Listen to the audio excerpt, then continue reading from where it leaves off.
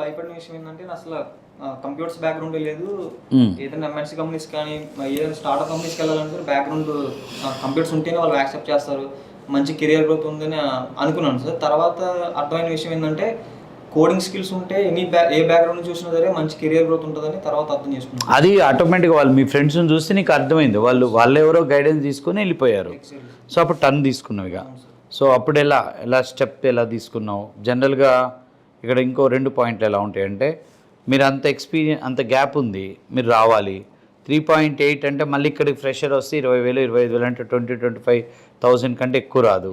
So అప్పుడు డెఫినెట్గా మీరు ఎక్కడికి వెళ్ళినా కానీ ఏం సజెస్ట్ చేశారు? ఐటీ వైపు వస్తా అంటే ఫ్రెషర్కి వెళ్ళమన్నారా, ఎక్స్పీరియన్స్ పెట్టుకొని వెళ్ళమన్నారా?